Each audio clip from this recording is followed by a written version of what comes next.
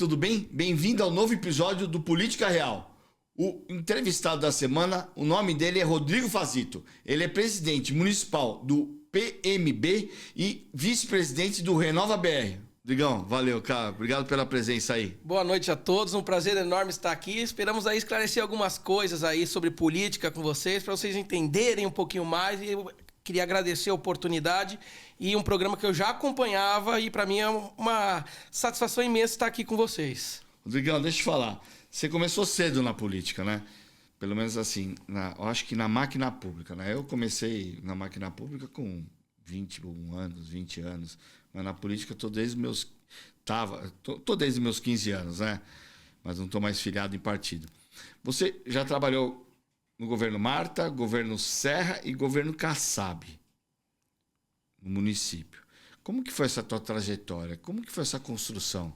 Olha, eu entrei com 18 anos, inclusive eu fui o subprefeito mais jovem já colocado num cargo tão importante como esse. Desde os meus 10 anos de idade a gente trabalhava com o nosso ex-governador aí, Mário Covas, né, que foi uma perda enorme, Bruno Covas, então... Teu pai foi secretário? Meu pai foi secretário de Habitação do governo do Mário Covas. Do né? quê? Prefeitura? Estado? Não, do Estado. De Estado. Diretamente, secretário da Habitação, junto com o Dimas Ramalho, que hoje é presidente do Tribunal de Contas. Então eles são amigos até hoje, né? Acho que meu pai era secretário adjunto, depois o Dimas saiu e ele assumiu ali. Dimas saiu pra quê? Pra ser candidato a deputado? Pra ser candidato, aí ele assumiu. Depois ele foi secretário do Trabalho, né, isso daí já no governo do Geraldo Alckmin, e depois presidente da CPOS, Companhia Paulista de Obras e Serviços, CDHU, dentre outros, né? E eu comecei na época da Marta. Eu recebi um convite do nosso falecido, na época era o Carlos Apolinário, né, que era amigo nosso, um cara assim que eu aprendi muito. Ex-presidente da Assembleia. Isso, eu aprendi muito. Então eu sentei ali na cadeia e falei, 18 anos...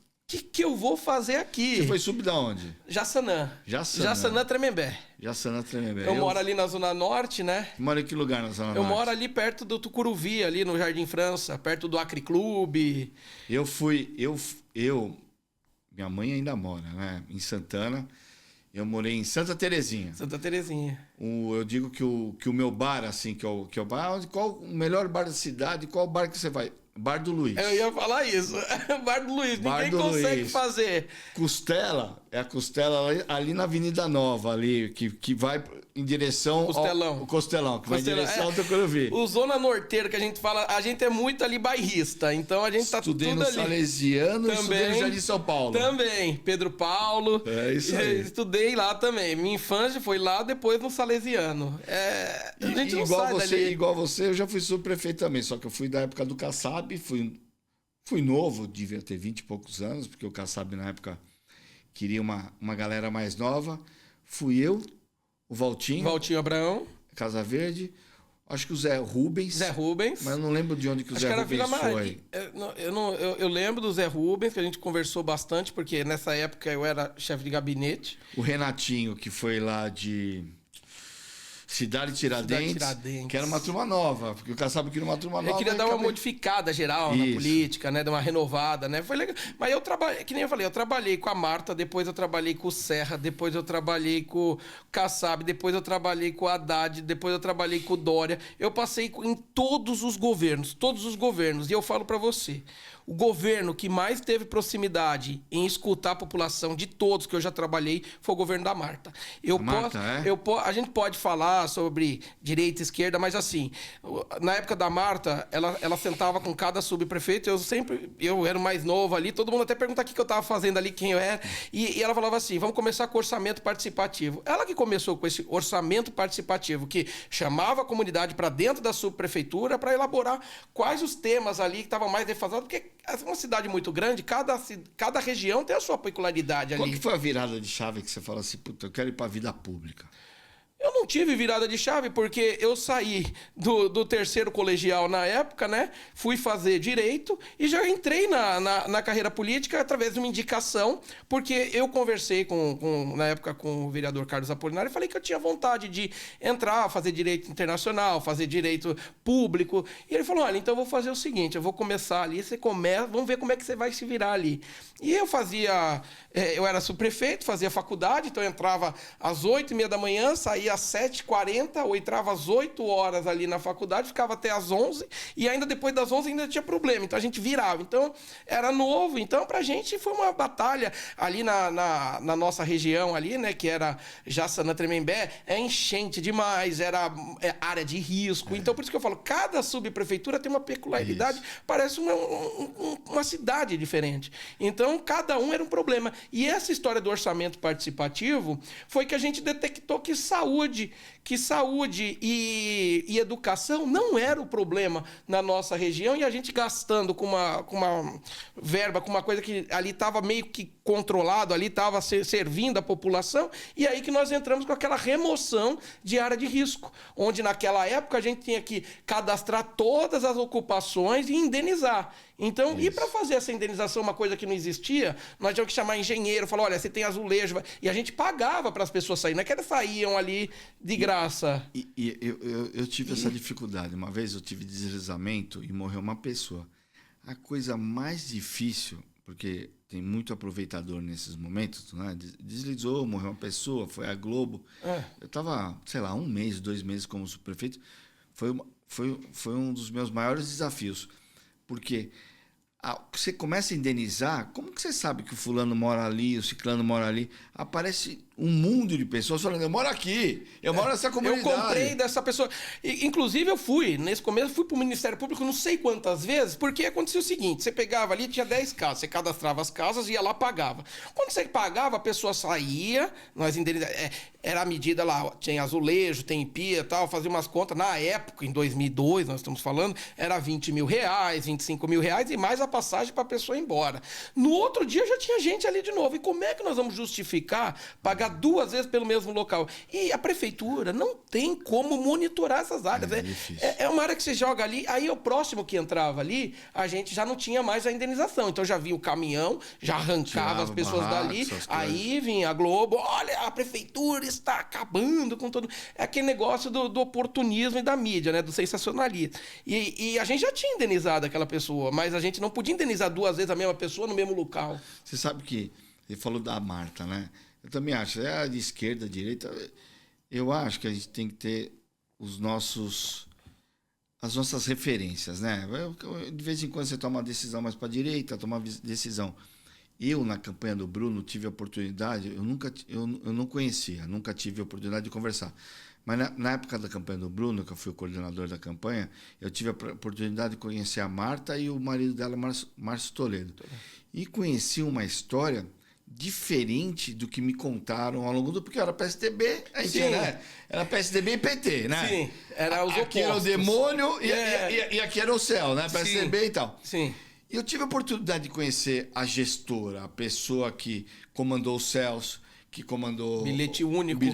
Foi ameaçada de morte na máfia do transporte. Isso. E dentro... E você teve experiência nessa questão dos céus com ela? Cara, eu lembro como se fosse hoje. Nós fizemos o céu ali no Jaçanã. Céus, Jogos da Cidade, né? É outra coisa. Jogos da Cidade tem meu nome ali, porque os Jogos da Cidade, nós temos uma contribuição. Eu trabalhava 24 horas para esses Jogos da Cidade, porque primeiro era um dos maiores torneios de esporte amador da América Latina.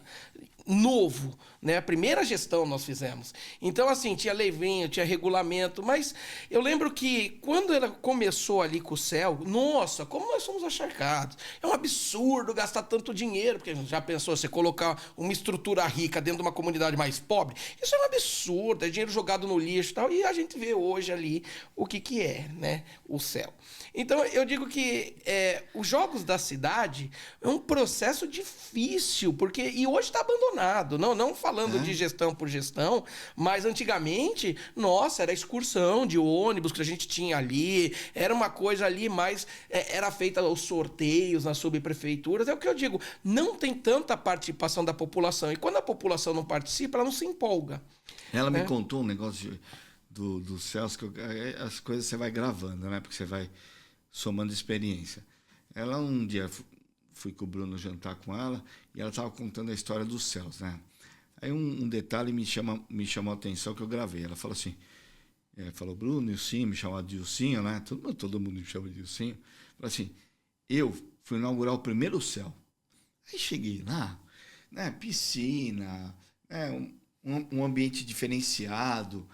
Só que a hora que foi inaugurar, fazia a inauguração dentro do teatro. E eu via que as pessoas não estavam felizes.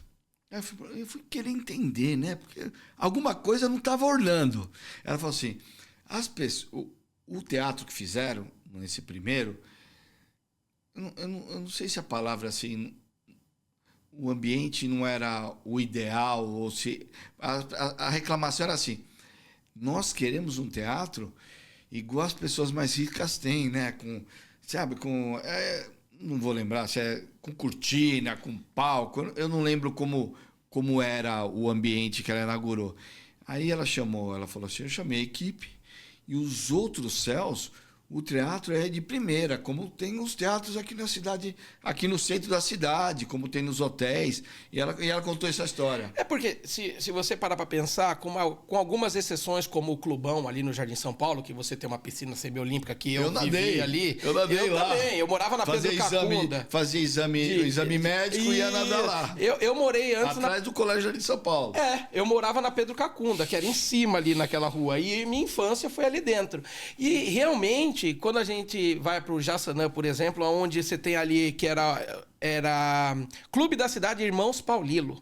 Era um clubinho ali que eu tenho até uma foto aqui que eu fui visitar. Era uma piscininha pequenininha assim, que só dava para ver a cabeça das pessoas, que não dava nem para se mexer, porque ela fez o projeto Verão ali e abriu para toda a população. E só dava para ver as cabeças. Então, o Clubão foi o Covas que fez? Quem fez os Clubões? Então, o Clubão, se eu não me engano, vem desde a época da Erundina. Erundina? Junto com as ruas de lazer, que era outro projeto da Marta que ela implementou também na nossa gestão ali. Mas o que eu tô querendo dizer é que a população, ela se sente primeiro diferenciada ali, né, ou meio que excluída, porque fala assim, ó, vou te dar uma piscina 3x3 enquanto o cara anda nada numa semiolímpica. Então, eles têm esse negócio de por que o nosso não é bom o suficiente. E para algumas pessoas falam assim, já tem isso aí e tá de bom tamanho. E ela realmente se preocupou em entender, tanto é que, se eu não me engano, o primeiro céu foi Jambeiro. Se eu não me engano, a inauguração acho que foi o primeiro Jambeiro. O segundo foi no Jaçanã. E o Jaçanã já colocou junto o Telecentro, que na época não tinha computador para as pessoas imprimirem currículos, já tinha pista de skate, já tinha até uma estrutura ali toda diferenciada, o segundo do primeiro. Então, assim, eu digo que uma inclusão que nós tivemos em massa foi na gestão da Marta. Nem o Haddad fez ali 1/10 do que a Marta fez. Aliás, a gestão do Haddad, nós fomos trabalhar, inclusive eu assumi... O Bruno fez. Não, o Bruno deu continuidade nos céus. O Bruno deu continuidade, mas tô falando... Eu fui gravar com ele em diversos céus, era impressionante. Vamos gravar onde? Céus.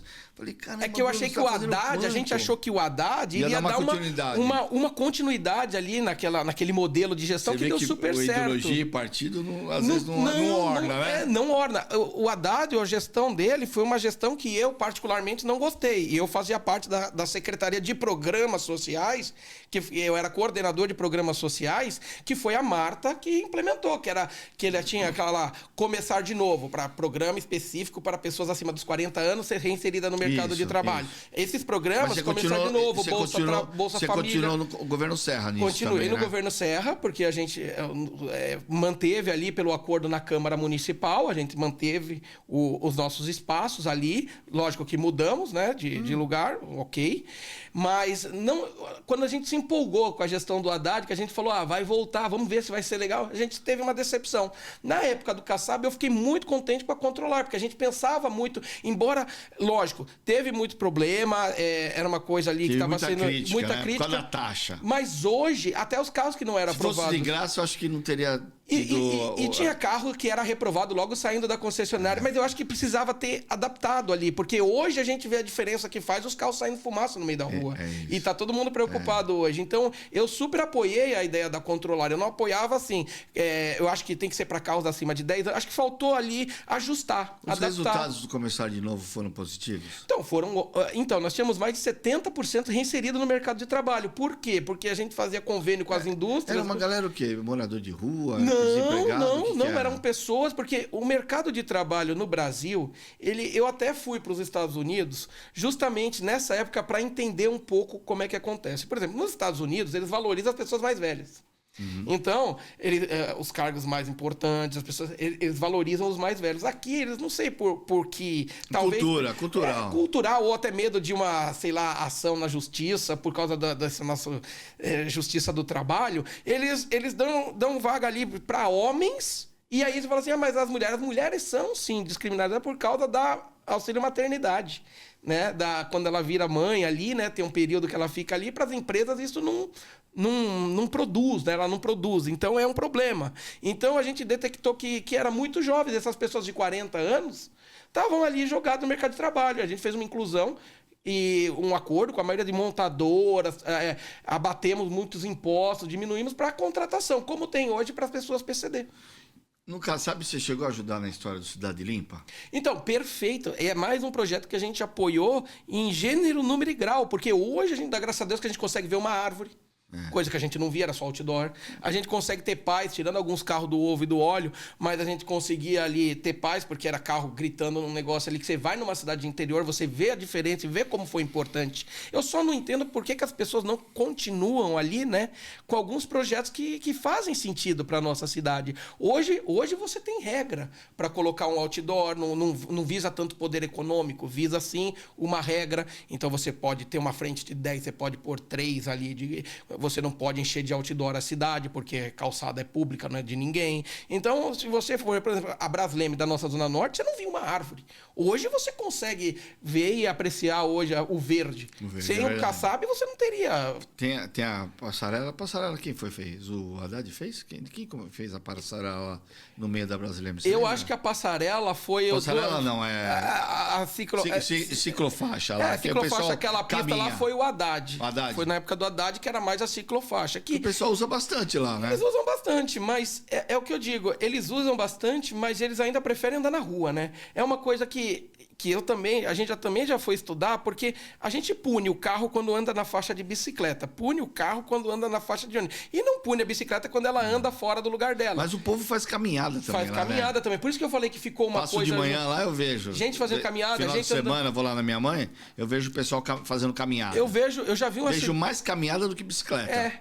Mas eu vejo muita bicicleta na Marginal, ali perto, ali saindo da Brasleme, ali pegando aquele Campo de Marte, ali indo pra ver. Já vi acidente, inclusive, na Marginal, onde cai todos, e carro passando por cima, uma coisa assim absurda, já vi. Mas o que eu digo é o seguinte, nós temos que pensar agora nas motos elétricas, porque tem muito acidente hoje de moto elétrica em cima de pedestres dentro da faixa, que hora é de pedestre, hora é uma ciclofaixa. A gente precisa adaptar e saber que motor não faz parte de ciclofaixa, eu acredito. Então, tem muito problema nesse setor aí que eu acho que eles vão ter que começar a rever, porque a moto elétrica chega a 70 km por hora. E hoje você é presidente do PMB, eu vou traduzir para as pessoas, Partido da Mulher Brasileira. Exato. Você é homem. Todo mundo. A hora que você chega nos eventos, eu olharia assim meio... Né, eu até, não estou falando das pessoas, até eu olharia assim, pô, o presidente do Partido da Mulher Brasileira é homem, não deveria ser uma mulher? Como que trata isso? É que, na verdade, o Partido da Mulher Brasileira, o PMB, no estatuto dele, ele foi criado para incentivar e apoiar a entrada da mulher na política. Isso daí é fato. Mas depois de diversos ali questionamentos, e até nós mesmos, porque para mim, ser presidente ou fazer parte de um partido é mais para a gente poder ali colocar as nossas ideias e dar uma contribuição mínima. Como você lida com as críticas? Não, mas eu fiz o seguinte... Ou com os olhares... tortos, assim, mano, tem alguma coisa errada ali. Então, para resolver esse problema, nós fizemos dois presidentes. Então, hoje nós temos um presidente homem e uma presidente mulher. Então, nós temos 2 presidentes municipais. Então, a gente colocou um homem e uma mulher. Mas eu até acho que a falta de interesse das mulheres na política é um fator que acaba fazendo. Porque, assim, a gente procura muitos, inclusive nós temos muito problema nas eleições para achar mulheres que queiram sair candidatas, para mulher que queira integrar o partido. E há espaço, há cota, e a gente sabe a dificuldade que é de trazer uma mulher para a política. E como presidente, como que você faz para construir essa conscientização que as mulheres são importantes, como que faz você, como presidente do PMB, para dar voz para a mulher também na política? A gente chega a conversar e falar do passado. Fala, gente, olha só, vamos pensar o seguinte. Nós não estamos aproveitando uma evolução que nós tivemos. Antigamente, a mulher nem votava. Hoje, a mulher pode votar. Então, a gente usa aí o argumento do passado, dizendo que se há uma mudança, foi por conta de alguma mulher ali que algum dia chegou e falou, pô, por que nós não podemos votar? Só os homens votavam. Então, já ganharam ali o direito do voto, então já conquistaram, já evoluíram, ok. Agora, eu acredito que jogando o passado para tentar reverter o futuro, é uma jogada que eu consigo trazer elas ali e fazer com que elas entendam que a participação da mulher na política é fundamental, a visão da mulher. E eu dou como exemplo a Marta Suplicy, eu dou como exemplo a Luísa Erundina, eu dou como exemplo muitas pessoas ali que a gente teve o prazer de conhecer, que teve um olhar diferenciado ali para a população e que deu certo. Então a gente tenta trazer argumentos, tenta trazer, mas mesmo assim é muito difícil, porque eu não sei se o preconceito nosso não existe, porque nós estamos no Partido da Mulher. Eu não sei se elas acham que tem algum preconceito, então tenta escutar. E muitas delas falam, pô, mas eu tô cheio de coisa para fazer. Eu falei, mas o homem também tá cheio de coisa para fazer. Se a gente continuar a ficar fora da política, daqui a pouco eles vão tirar a cota da mulher e vai ficar cada vez menos mulher ali. Então nós temos que aproveitar esse gancho. Então é muito difícil o nosso papel ali de conscientizar, de trazer, porque querendo ou não, a mulher ainda é o arrimo da família. MDB, PL, PSD, que mais? Republicanos, União. PP, União, são considerados os grandes partidos. Eu estou até tirando o PSDB, porque o PSDB está minguando, né? Tá depois minguando. do Dória, capaz, né? Tá minguando. Mas tem uma... Como que se diz? Tem uma nomenclatura, uma expressão que as pessoas chamam os partidos para baixo de partido nanico. E o PMB acaba entrando nessa, né? Como vencer essa barreira? Então, uma coisa que a gente entrou agora no Supremo foi de que nós partimos do princípio que se tem um partido político hoje inscrito devidamente ali, legal, funcionando, não há de se entender por que nós falamos em diferenças de fundo partidário. Vamos lá. Se você pega um PMB, usa um dinheiro que é público para chegar para um partido e falar, olha, você vai ter 1 bilhão, você vai ter 5 milhões. Como é que você consegue fazer uma estrutura de um partido desse? A gente não quer, né, por ser um partido menor ou maior, nada diferente de ninguém. Mas eu acredito na igualdade para você poder ter uma competição aí, uma competitividade saudável, que é um dos princípios que rege a nossa Constituição. E a democracia, né? E principalmente a igualdade para você ter um processo democrático. Como é que nós vamos pegar 54, 55 candidatos 56 candidatos a vereadores com um valor de 5 milhões no Brasil inteiro? Aí nós vamos disputar entre... deve ter vindo para São Paulo aqui nem 300, 400 mil, porque são 5 milhões pelo Brasil inteiro. Né? Inclusive teve uma candidata a prefeita que foi para o segundo turno, mas perdeu. Se não me engano, acho que Santa Catarina, alguma coisa assim. Mas você vai trabalhar 56 vereadores com 300 mil. E aí tem partidos trabalhando 56 vereadores com 7 milhões, 10 milhões. Então, tudo que a gente pede é que a gente tenha pelo menos uma igualdade. Doutor Enéas Carneiro tinha 30 segundos, 5 segundos, 10 segundos de televisão.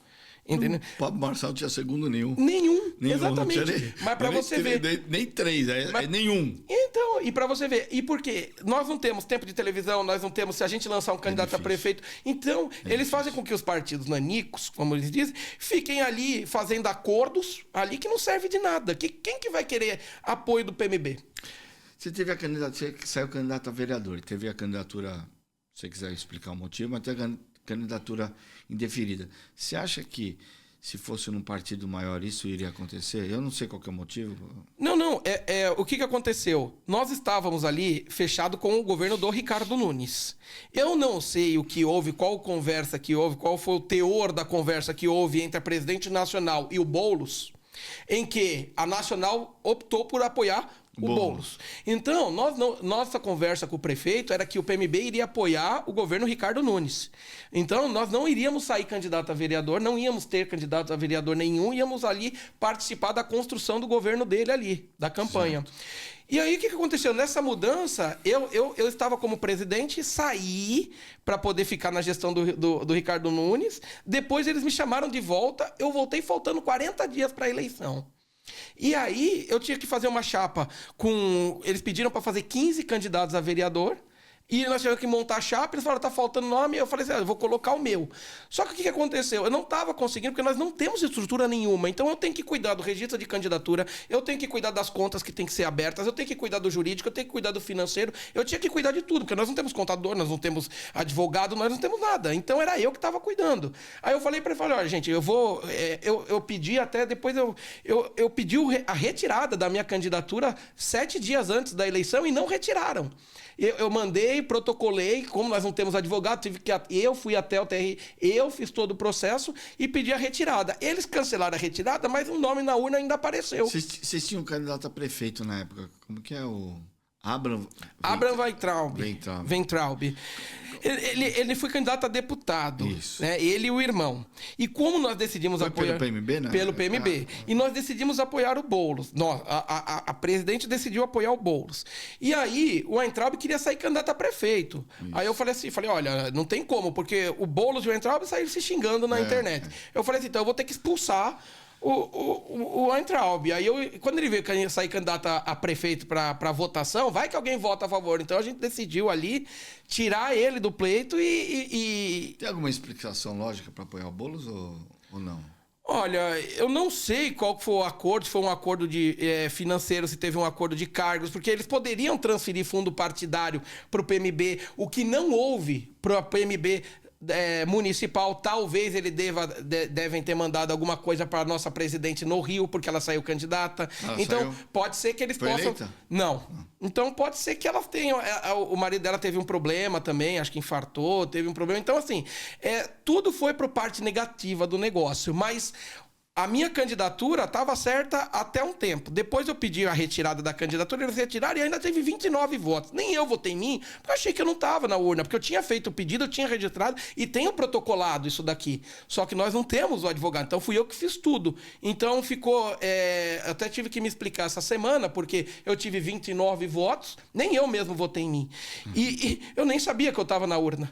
E eles pediram a explicação, e eu fui lá, levei o protocolo, tudo, e tá tudo ok. Mas é dificuldade dos partidos nanicos, né? Nessa questão agora, a gente estava falando até nos bastidores aqui de composição de governo. Você acha que o Ricardo, não vou colocar no colo do Ricardo, mas o PMB, você tem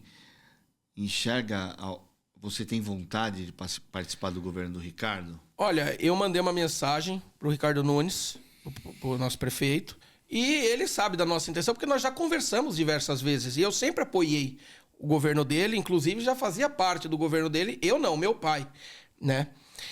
E o que acontece? Com essa decisão da Nacional, a gente até teve um questionamento. Eu falei, olha, prefeito, eu vou abrir mão e vou só cumprir a função partidária, mas não vou pedir um voto pro Boulos.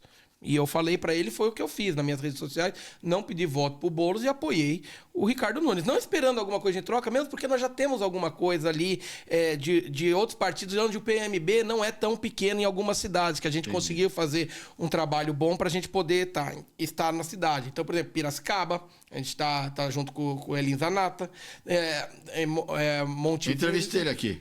O Elinho? O Elinho veio aqui. Conversei com ele essa semana. Então, assim, eu mandei mensagem para ele. Muito gente boa. E ali, vai fazer uma boa gestão, tenho certeza. É uma pessoa bem preparada. Então, eu mandei... O Ricardo Nunes me mandou uma mensagem 3h20 da manhã. Eu falei assim, mas o que você tá fazendo? Eu falei assim, ele falou, tô voltando de Brasília. Eu falei, mas são 3h20 da manhã. Ele falou, horário bom, eu tenho que vir, porque eu falei, a vida não é fácil. Eu falei, tá certo. Agora ele tá descansando, merecidamente. Falei pra ele, descansa, meu amigo, porque saúde a gente sabe como é que é, né? Não tem mais 30 anos, 20 anos. Ricardo, ninguém pode falar, pode falar de diversas situações, pode até tentar achar defeitos nele, mas porque eu conheço bem, ele é trabalhador. Ele é. Ele é o primeiro a entrar, E é o último a sair. Em diversas vezes eu conversei com ele de madrugada. Uma vez teve uma situação na Cracolândia, era umas 2h30 da manhã. Lá porque, eu não sei se ele... Eu acho que ele respondeu uma mensagem que eu tinha mandado e entrou no assunto. Ele estava no meio do negócio da Cracolândia resolvendo um problema. Não, e ele vai até o lugar. Ele vai até o local. A gente teve aquele problema com o prédio na 25. Ele é trabalhador. Na 25 de março ali, quando pegou ele fogo. Ele vive o negócio de vive, ser prefeito. Vive. Ele participa.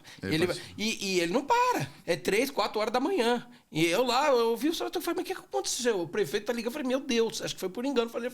E eu conversando com ele 3 horas da manhã. Eu falei, mas você não vai dormir, prefeito? Não, daqui a pouco eu já tô acordando. Eu falei, nossa. Você é vice-presidente do Renova BR. Para quem não conhece, fala um pouco o que é o Renova BR. Então, o Renova BR ele já foi redesenhado acho que umas 3 vezes. Era um partido, era um movimento de direita, né?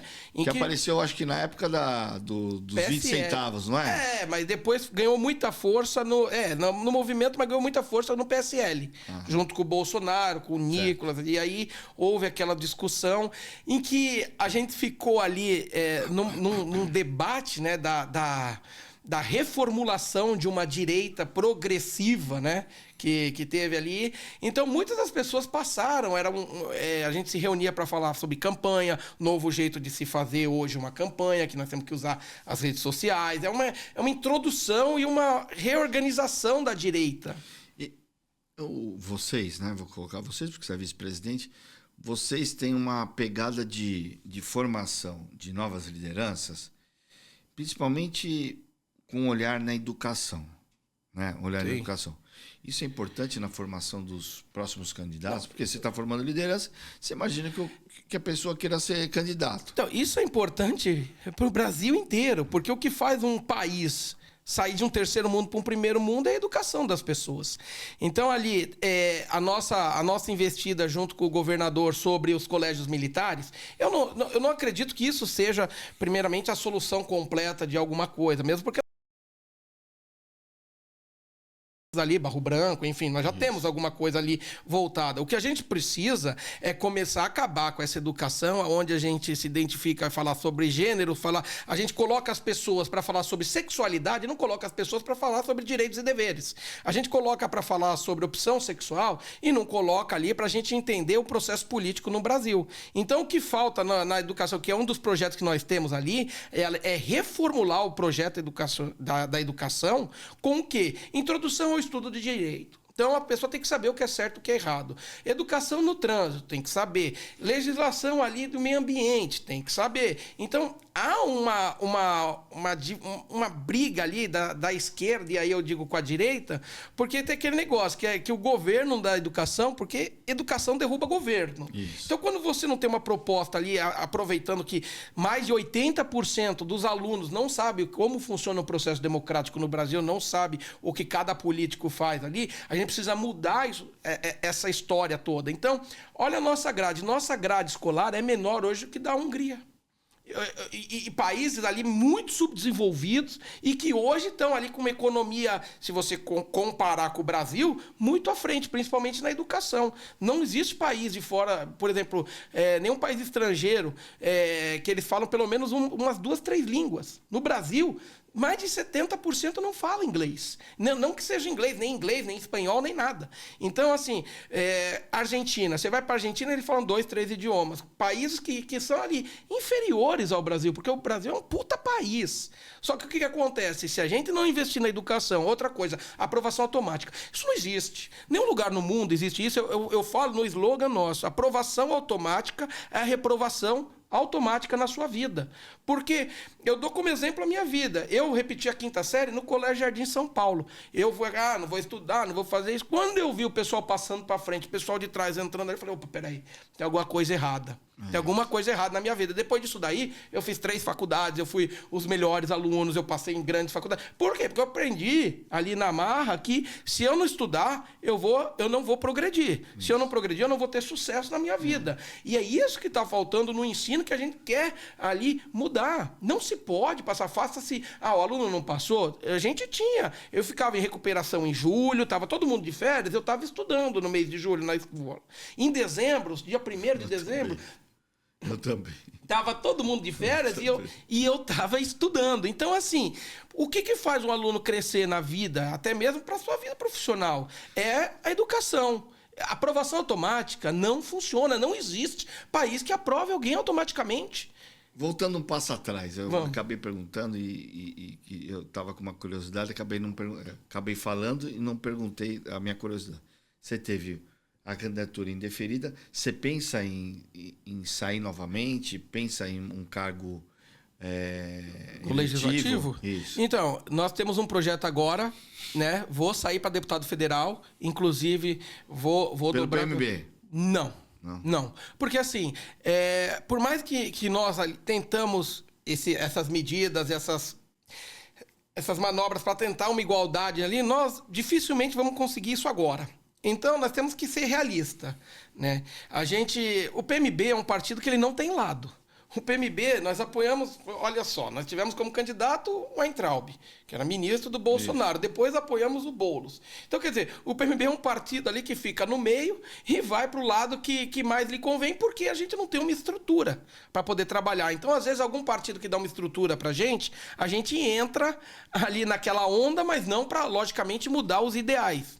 Então, se alguém chegar pra gente e falar, olha, nós vamos apoiar vocês, mas a escola tem que continuar como está. Isso aí jamais, porque não tem como. Agora, provavelmente eu vá com ou PSB ou republicanos. Então, há ali um convite desses dois partidos, e aí nós temos que falar sobre o quê? Que é mais que é a verba para você trabalhar uma campanha. O Renova BR, entre outras coisas, que a gente está falando muito de educação, tem principalmente um dos itens na sua pauta que eles bateram muito, que eu conheço a turma lá, é ética e transparência. Qual a importância disso na política hoje? Olha, nós falamos de ética e transparência só para o Ministério Público, porque a grande verdade é que se você pegar a nossa população, quem sabe procurar algum processo A gente pode falar de ética, se você procurar meu salário, tá lá exposto, se você procurar um processo de uma construção, tá lá exposto, mas assim, quem da nossa população hoje entra, sabe aonde entrar, a primeira coisa, sabe quanto custa, ninguém sabe. Então isso daí só funciona para quê? Para você falar que tem. Porque só quem vai consultar isso é o quê? Ministério Público, Procuradoria, e elas têm esse processo interno, então elas não precisam olhar no site. Então é para curioso, jornalista, ou para curioso ou jornalista ali pegar alguma falha ali e começar a expor. Porque me fala quem da população entra ali e fala, mas esse cara aqui fez essa licitação, ninguém nem sabe. Ninguém sabe. Então, o processo de transparência que a gente lutou tanto para ter, para hoje, todo mundo ser identificado, inclusive bens, tem tudo lá que cada um tem, ninguém sabe procurar. A questão de educação, vamos falar de educação, vamos continuar com educação política, um pouco a questão para terminar essa história do Renova BR. Educação é um caminho para reconectar os eleitores com a política, reconectar a confiança das pessoas com as instituições? O Renova BR, esse projeto que nós temos, foi baseado no modelo americano. Hoje em dia eles pegam o modelo americano e tem eleições nas escolas, né? Tem presidente do Grêmio, a eleição começa cedo no modelo americano para eles entenderem como é que funciona. E nós queremos implementar isso. Se você perguntar novamente o que faz o legislativo, o que faz... Ninguém sabe de política no Brasil. Eles dão muito mais importância para um voto de um prefeito do que para um vereador. E, obviamente, o vereador tem muito mais poder que o prefeito. E é o que é menos valorizado ali e menos cobrado. Quando nós tivemos essa divergência de estrutura, eu fiquei nos Estados Unidos 7 meses. Fui trabalhar com a prefeita de Chicago. Fiquei um tempo lá e pude... Ali, as pessoas cobram os seus deputados, cobra de entrar ali e falar, você prometeu isso aqui, você vai lá. Eles pegam o cara e levam até lá o deputado, porque para eles ali, aquele voto é sagrado, aquele voto dele. E o nosso voto aqui é um voto aleatório. Eu vejo ainda gente, até filmei, gente pegando papelzinho no chão para poder saber em quem vai votar. E como é que nós podemos construir uma base política se a pessoa pega um papel no chão para votar? Aí as pessoas falam assim, mas o Lula, mas o Ricardo Nunes... Eles esquecem que o veto do executivo é formal. Quem cria as leis, quem cuida da cidade, quem cuida do país é o legislativo. E dentro de todas essas suas atribuições, né, candidato, PMB, você é presidente, eu acho que é presidente. Vamos lá. Presidente da Associação Comercial China-Brasil. China-Brasil. Isso. Como que entrou essa oportunidade e qual a importância? Então, primeiro que... Ou qual a principal missão? Não, a missão nossa é trazer as indústrias chinesas para cá, em vez de nós ficarmos importando, para gerar emprego no Brasil. E eles têm muito interesse, exceto o problema do nosso código, do nosso processo trabalhista ali, que é uma coisa que está muito defasada e há muita resistência deles vir para cá, né? Mas o que aconteceu? Eu já trabalho há muito tempo com alguns amigos chineses, né? E veio um convite do consulado para a gente fazer a intermediação das indústrias com o Brasil. Então, eu aceitei essa missão, já estou há 6 anos nisso. Todas as empresas da China, elas têm, cada uma tem uma peculiaridade. Então, assim, um critério. Ela precisa fazer gerador de bateria solar. Então, ela não pode ficar no lugar onde tem maresia, não pode ter que ter um clima ali. Então, o que acontece? A gente começa a achar, né? Nossa função é achar lugares, conversar com o poder público, com o prefeito da cidade, para poder o quê? Pegar uma isenção, colocar um galpão ali para a gente poder começar a trabalhar e empregar a cidade. Então, são 2 vertentes. A primeira é o poder público cede o lugar para a gente coloca ali e 90% do emprego, quando há, é da cidade. E tanto a construção quanto a mão de obra. Então, por exemplo, a Shopee foi para uma cidade a gente colocou em Campinas. Então, tá em Campinas. Ela foi construir o galpão em Campinas. Eles deram o terreno, foi construir o galpão. Só pode comprar os itens e materiais da cidade de Campinas, porque nós estamos gerando ali, nós temos que ter uma contrapartida. Não adianta a gente pegar um incentivo ali e pegar coisa de outro estado. De outro município. Outro município. Ou até mesmo mão de obra, materiais, por exemplo, que quando não tem na cidade, a gente pega fora. Mas a mão de obra tem que ser de Campinas. A economia chinesa, né, no Brasil, né, as relações nos grandes municípios, o crescimento é assim, é visível, né? Até porque eu vou falar um sentimento, posso estar errado, os chineses podem não gostar. Antigamente você falava em produto chinês, você já olhava meio de rabo de olho, assim, meio torto. Hoje eles têm um produto que dá para olhar de rabo de olho ainda, mas tem produtos de qualidade. Qual o impacto disso nas grandes cidades? Vamos falar São Paulo, mas nas grandes cidades. E como que a Associação Comercial Chinesa ajuda nessa relação entre os municípios? Olha, as mercadorias chinesas, elas têm primeira, segunda, terceira e quarta linha, sempre tiveram.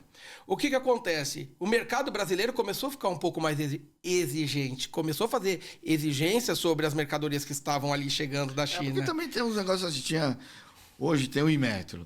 Antigamente você comprava um boneco, eu vou falar do meu filho, eu fazia muito, eu gostava de fazer isso. Nas campanhas eleitorais, principalmente nos extremos, eu ia nas lojas, comprava um boneco do Super-Homem, comprava um brinquedo. Chegava, mas dava 10 minutos, era o braço que caía, o olho que caía. Hoje, tem o mesmo boneco, mas tem uma qualidade diferenciada. Porque o povo brasileiro começou a exigir. E aí, começaram a deixar de comprar as coisas chinesas. Mas hoje, se você for ver, entra na... Mas comprava chinês, para os chatos de plantão, comprava produto chinês, mas era uma loja brasileira, era um comércio local, entendeu? Não tem nada, comprou lá no clandestino, não, era loja, só que você via que era produto chinês. Você vai nos Estados Unidos, você acha que nos Estados Unidos, tudo que você tudo, made quase tudo, vai. Você olha embaixo, made in China, compra roupa, made in China ou made Taiwan. Compra um brinquedo, compra nos Estados Unidos, made in China. Então não é diferente aqui no país, no Brasil. Eu fui visitar a Havan. A loja 100% brasileira, 100% chinesa. Olha embaixo dos pratos, olha embaixo de tudo China.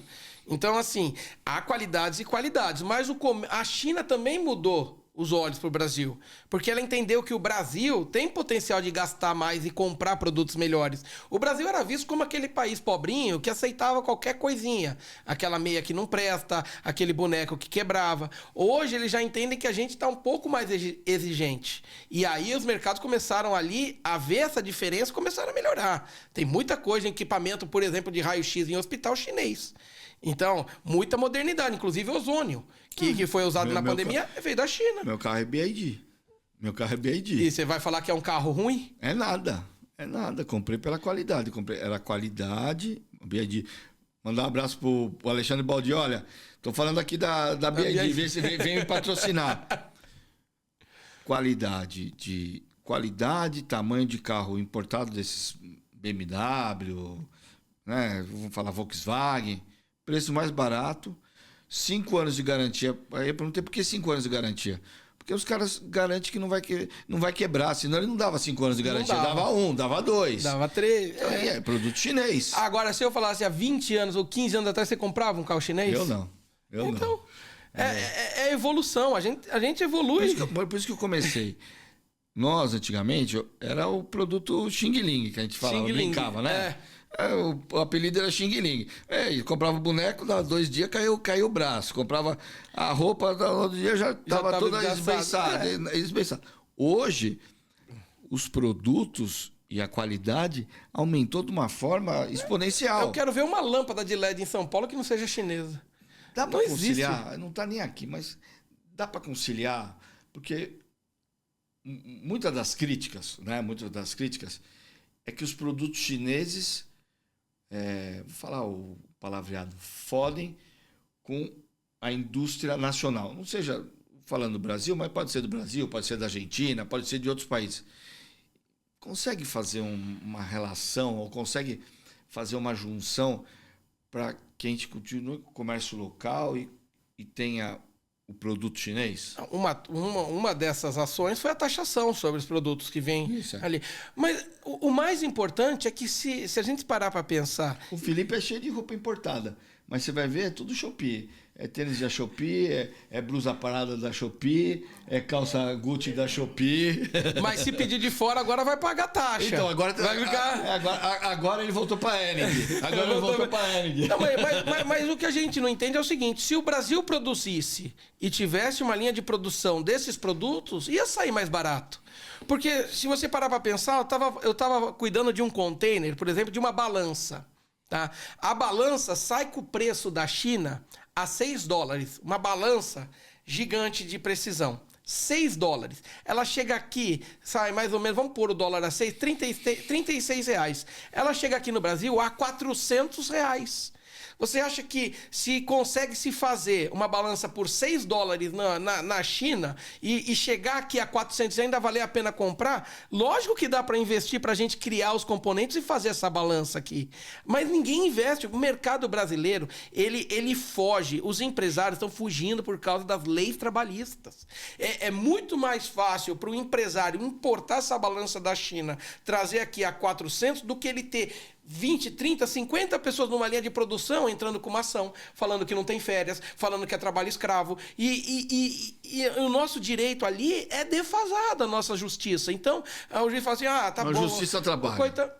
Exatamente. Então, em diversos setores, não estou falando só na economia. Exatamente, mas se a gente conseguisse uma mudança por horas trabalhadas, uma coisa mais evolutiva no processo trabalhista no Brasil, eu tenho certeza que muita gente produziria. Uma balança que você faz a R$36, chegar aqui a 400 e valer a pena você consumir aqui, ela ainda dobrar o preço para você vender a 800 que está no mercado, é lógico que você consegue trabalhar aqui esse produto, mas nenhum empresário quer investir na mão de obra no Brasil por causa da lei trabalhista.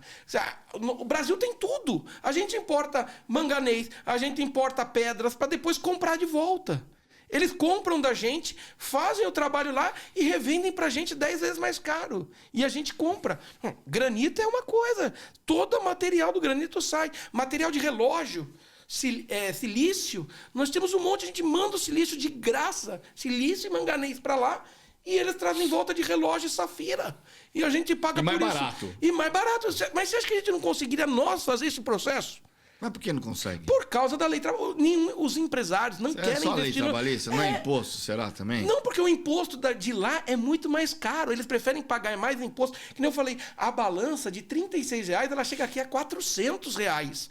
Eles preferem pagar imposto e dobrar o preço para o consumidor final do que ficar recebendo lei trabalhista. É advogado, é processo trabalhista, é contas bloqueadas e não sei o quê. Então, muitos empresários... O negócio do MEI. Quantos empresários estão falando assim, olha, você é meu funcionário, mas abre uma MEI. Até agora teve uma mudança de legislação onde que MEI, que tem mais de 3 dias na semana, é configurado empregado também. Por quê? Porque eles estavam tentando falar assim, olha, faça uma MEI aí, porque eles querem tirar os processos trabalhistas das costas. Então, o processo trabalhista é o grande vilão da evolução ali das atividades econômicas no Brasil.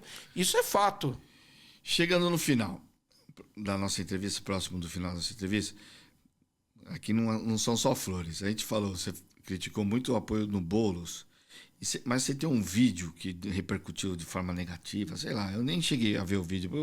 O povo põe na pauta algumas coisas aqui, eu estudo a pauta, mas tem hora que eu não tenho... na correria eu não consigo dar uma olhada. Que você faz o L, canta o L. O que foi isso? Me explica, porque eu não vi. Então, gente, isso daí... É a pauta da Dani aqui querendo te ferrar. Não, vamos lá. Não tem problema nenhum. Esse vídeo que teve do Lula, ele foi um trecho cortado. Eu tenho até o vídeo original, depois eu vou postar. Tem um candidato a prefeito numa cidade de São José do Rio Pardo, que chama Matheus Mafepe, que ele é ligado ao André do Prado. E ele é bolsonarista. Eu estava com... Eu passei carnaval lá. Em São João da Boa Vista? Não. Como é que é o nome que eu falei? Do Rio Pardo. São José do Rio Pardo. Passei carnaval lá de moleque. E aí, esse chinês, ele gostava de provocar. Ele tá no mesmo grupo nosso de WhatsApp. Então, quando a gente colocou assim, ele falou, olha, o top 1 do Spotify, na época que o Lula tava fazendo a campanha, era a música do Lula. E aí a gente pegou aquele vídeo e mandou pro Matheus, e o chinês cantava a parte do Lula, e eu fazia o L pra ele, pra mandar pro Matheus Mafepe. Aí, depois do Lula, a gente gravou a do Bolsonaro também. E aí, eles cortaram o trecho do Lula e fizeram corte e mandaram para todo mundo. Agora, como é que eu sou vice-presidente do Renova Brasil e apoiaria... Inclusive, me chamaram lá para isso. Eu mostrei o vídeo na íntegra. Era uma conversa que a gente... Antes daquela fala, a gente falava, olha, Mafepe, nós vamos gravar esse vídeo, eu quero ver você dançar. Então, era uma brincadeira entre amigos. Eu sou vice-presidente no movimento Renova Brasil. Eu participei de todos os governos e todas as ações junto ao Weintraub, até mesmo quando ele brigou com o Bolsonaro, nós ficamos a favor do Bolsonaro. Então, esse foi um vídeo de internet, de coisas de amigos, não tem nada a ver com o nosso movimento político, mesmo porque todas as nossas ações são ações voltadas mais para a direita. A gente é a favor da prisão perpétua, a gente é a favor do aumento da punibilidade de todos desses vagabundos do que acontece no dia a dia. A gente é a favor de tudo que a direita prega. Eu sou a favor dos colégios ali, mas até o colégio militar, que eu já falei que já tem, pode ampliar também, nós não temos nada contra. Nós somos a favor da polícia, nós somos pessoas de bem e não temos problema nenhum com isso. Mas, como eu disse, nunca apoiei o Lula em rede, nem em nada. Pode olhar meu Instagram, minha vida pública inteira. Nem na época da Marta a gente andava com a bandeira do PT. Desde essa época. Então, isso foi um vídeo que aconteceu, mas isso repercutiu de uma forma que me chamaram. Aí veio o André do Prado, aí veio o Matheus, aí veio todo mundo, inclusive o prefeito da cidade de Leme, que nós fizemos um evento lá em Leme. Qual é o nome dele? De quem? Do prefeito lá. Claudemir Borges. Nós fizemos um evento lá que ele recebeu a comissão chinesa justamente para instalar uma indústria chinesa que ia gerar mais de 400 empregos. Numa cidade de 100 mil habitantes, 400 empregos é bastante. E o povo repercutiu de uma forma como se quem estivesse indo lá era o Lula, por causa desse vídeo. Então, até dei uma entrevista lá, expliquei tudo o que aconteceu, mostrei o vídeo que a gente tinha na íntegra, tudo certinho. Foi uma brincadeira. Mas isso até no jornal nós saímos das cidades, né? Mas, gente, pode ficar tranquilo que a gente ainda continua no mesmo movimento, amor, pátria, família e liberdade. Temos ali a mesma pauta, sempre voltada para o povo da direita. E se tiver alguma coisa também que venha acrescentar na esquerda, não tem problema nenhum. Desde que vá em contra o que a gente pensa ali, né? E para terminar, as 2 últimas perguntas. Primeira, como conciliar, né? PMB, Renova BR, Associação Comércio Brasil-China. Não que elas sejam antagônicas, eu tô falando do tempo mesmo. Né? É que nem... Eu saí de casa hoje, era 6h40. E nós, saindo daqui, eu tenho que voltar para a Avenida Paulista, porque nós temos uma reunião com o consulado chinês. Vocês não sabem como é difícil. A gente, no meio de... Não é uma língua que é um inglês ou um espanhol, é chinês, cara. Você não vai aprender a falar chinês. Você pode ficar... Eu já estou há quase 10 anos ali, você não fala chinês. Não adianta, você nem entende. Só os xingamentos que você já aprende alguns. Mas, assim, saindo daqui, é uma agenda que você não tem fim. Eu saio às 6 horas da manhã e chego em casa às 11h30, meia-noite. Trabalho não falta. Mas, assim, é muito fácil conciliar, porque todo mundo fala do chinês, mas o chinês ele é bem pragmático. Ele vai ali, ele faz o trabalho dele, é tudo preto no branco. O chinês, você não tem aquele negócio de vou fazer isso aqui, não, depois eu vou mudar. Ele chega na cidade, ele conversa, ele assina o papel, você pode ter certeza que vai sair. Eles são cumpridores? Eles são cumpridores. Chinês é cumpridor. Ele falha a empresa dele, mas cumpre o que tem que ser feito. A China, eu não posso falar nada, porque a China... O chinês, eu vou fazer uma brincadeira, o chinês é foda. Você vai comprar as coisas com ele... Ele fala português. Você vai trocar, ele fala assim, não entende português, não entende português. Porque eles abominam quando você chega e pede desconto. Porque eles, assim, se eles falarem com você que aquele projeto vai sair e custa $10 mil e o dólar subir para 10, ele vai cumprir, vai ser os $10 mil mesmo. E ele vai pôr do bolso. Então ele não admite que ninguém ali... Porque quando você pede um desconto, na cultura chinesa, você está defasando o produto dele, você está desmerecendo o produto dele, mesmo que o produto dele seja uma porcaria, entendeu? Alguns produtos sejam uma porcaria, para ele não é. Então ele é muito pragmático com isso. Então a nossa agenda é complicada e agora provavelmente nós vamos ainda assumir mais um espaço público. Então eu tô ou vou para São José do Rio Preto ou para Morungaba. Então nós estamos ali e vai ter mais uma atribuição. Então, nosso foco é trabalhar. Eu vivo disso. O Ricardo, nosso prefeito, sabe como é que é. Às vezes a gente começa a conversar 4, 5 horas da manhã. Você já dormiu? Não, ainda não dormi. Você já vai acordar? Nem vou dormir. Então, quantas vezes eu já peguei a gente cochilando? Então, nós não temos... É difícil conciliar. Mas não é impossível. O mais difícil de conciliar é a importação. Quando a gente traz as coisas da China, aí tem que vir traduzir, vem para a alfândega, para no porto. Isso é a parte mais difícil. Vocês ajudam nisso? Ajuda, porque eles não falam. Tem quantos chineses falam assim, não, muito difícil, deixa o container lá. Tem chinês que fala assim, larga lá o container. Fala, não precisa largar lá, é simples resolver. Mas para eles é muito burocrático e muita gente no Brasil passa a perna neles. Muita gente no Brasil, não, eu tiro pra você, me paga aqui. Pega o dinheiro e vai embora. E o chinês não fica indo atrás. Ele fala, tá bom, perdi dinheiro, deixa o container lá, eu vou pro próximo. Então a gente tem esse trabalho de achar as importadoras certas, de trazer as trades certas, os clientes certos para eles poderem colocar ali dentro ali dessa normativa do Brasil, que é muito, muito burocrático para eles isso. Tirar um material do container. É difícil. E para encerrar, o que você falaria para as pessoas ainda que desacreditam ou que têm uma visão negativa da política? Olha, visão negativa, desde que eu entrei na política, todo mundo tem, né? Todo mundo fala assim, mas você é política, então você não trabalha. Você é vagabundo. Você é ladrão. A gente é um pragmático, assim, do povo, da cultura brasileira, achar que o político não trabalha. E, na verdade, nós trabalhamos bastante. E aí a gente diz assim, existe médico bom, médico ruim. Policial bom, policial ruim. Político bom, político ruim. Agora, eu digo que o governo que não participa, a população que não gosta da política será governada pelas que gostam. Então, cada vez mais a população se afastar da política, ela vai continuar sendo governada pela população que gosta da política, que é a classe mais rica. Né? Eu falo o orçamento das cidades, né? Aquele orçamento que você tem ali que foi feito ali para ver o zoneamento da cidade, para ver o potencial construtivo da cidade, todas as decisões que eles chamam ali a população para fazer parte. Quem que vai participar? Uma pessoa que está trabalhando, ela vai chegar para o patrão dela e falar, olha, eu vou participar do orçamento participativo, eu vou ali dar minha opinião no governo. Não vai. Quem que vai lá? Estão os empresários. Então, sempre a política vai beneficiar aqueles que estão dispostos a estar na política. Então, se você quiser mudar como a gente acredita que deve ser feito, você tem que fazer parte. Eu sei que muita gente não entende, que é muito ruim, mas a partir do momento que você começar a entender, você vai poder ter uma voz ativa. Não adianta a gente falar que quer nossos direitos ou quer que cumpra nossos direitos quando a gente não faz parte dessa política e muito menos despreza o processo eleitoral.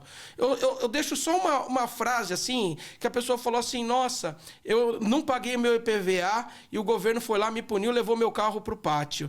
E quando eu fui pegar o remédio da minha filha que tem pressão alta e tem que tomar todo mês, não tinha o remédio. Qual a punição do governo? Aí eu pergunto, qual a punição do governo? Então, o governo pune você, mas você não pode punir o governo? Você pode punir o governo, mas como? Aí você tem que entender, que aí nós voltamos lá na escola. Então, processo, como é que funciona, como é que você pode reclamar, quais são os seus direitos, quais são os seus deveres. Isso tem que estar na mente do brasileiro.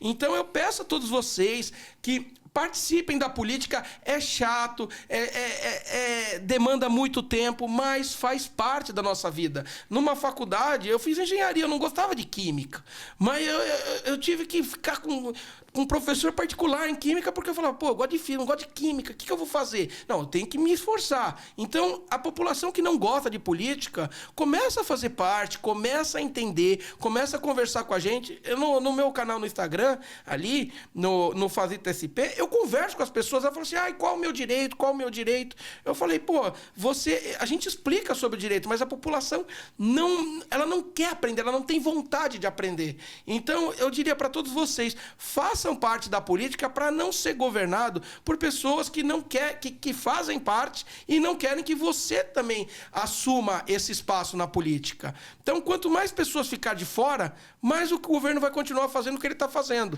E não é de agora. Não é de agora, vem de tempos. A gente vê os processos eleitorais aí falando sobre o quê? Saúde, segurança, são os mesmos temas. Desde a nossa parte democrática no Brasil, desde Brizola, Orestes Quercia, que você vai discutir, são os mesmos assuntos. Será que a gente não parou para pensar um minuto que esses assuntos aí só podem ser mudados pela população? Não é o governo que vai mudar isso, porque o governo tá bom. Quando tiver gente na miséria, o governo vai continuar ali escravizando. Bolsa Família, entre outras coisas, auxílio gás.